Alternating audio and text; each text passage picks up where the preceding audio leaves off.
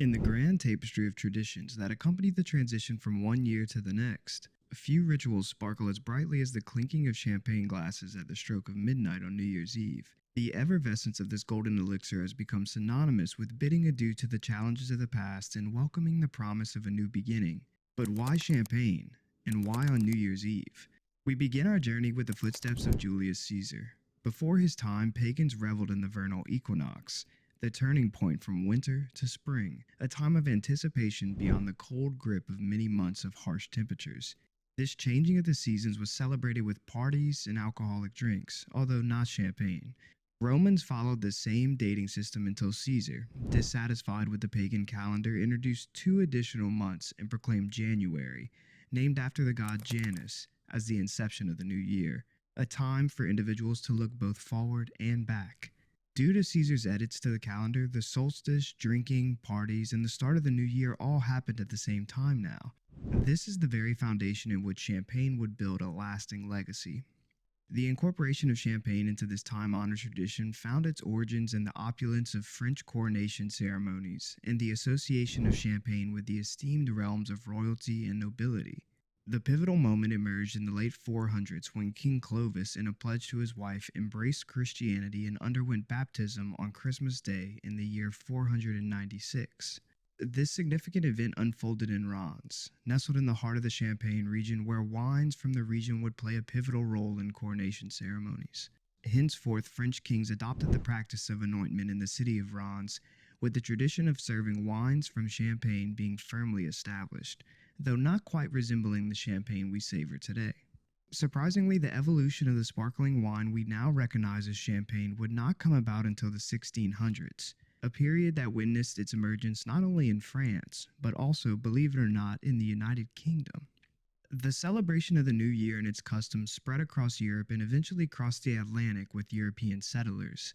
By 1800, it had become customary to stay awake until midnight, where church bells tolled and firearms crackled. In cities, a tradition emerged where people roamed from house to house expecting an invitation for a drink. This practice spanned social classes, with everyone from George Washington to FDR welcoming guests at the White House with open doors, offering midnight punch and even various snacks.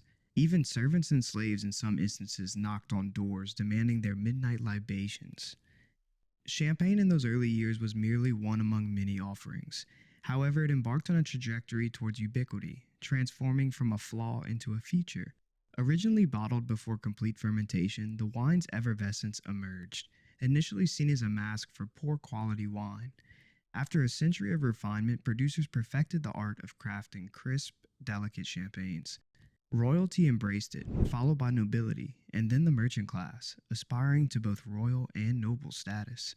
One observer noted in 1881 that the increased use of champagne at festive gatherings was a, quote, charming fashion that is beginning to be a lot more common. As the Industrial Revolution ushered in a new middle class, sparkling wine sales skyrocketed, from 6 million bottles in 1850 to an astonishing 28 million in 1900. And what better occasion to showcase aspirations of climbing the social ladder than New Year's Eve, with a bottle of champagne? The zenith of Champagne's New Year's prominence arguably occurred in the early 20th century, with Café Martin's New Year's Eve party in New York City in 1937. This French restaurant, among the elite, quote, lobster palaces, allowed guests to drink anything they desired, as long as it was champagne. It was reportedly the first to declare champagne only after 9 p.m. on New Year's Eve. The list at Martin's featured around 200 champagnes, though the distinction between various champagnes had yet to be embraced in the United States, so the list could have been even longer. The flow of champagne at Martin's wasn't merely a result of consumer demand. Waiters too partook in the action, saving corks and receiving kickbacks from wine importers for each pop bottle on the night. Following the buzz surrounding the lavish champagne-exclusive parties hosted at Café Martin, the credit for champagne becoming synonymous with New Year's Eve can be attributed to the strategic prowess of marketing. A widespread desire swept the nation, as individuals aspired to infuse a touch of exclusiveness into their own celebrations, yearning, if only for a moment, to partake in the esteemed ambience of the social elite. Despite facing challenges during the Prohibition era, champagne persevered, and the passage of decades reinstated its position at the heart of New Year's Eve revelry. In the modern era, marketers seamlessly intertwined the effervescent libation with the holiday, and thus the rest became an integral part of history.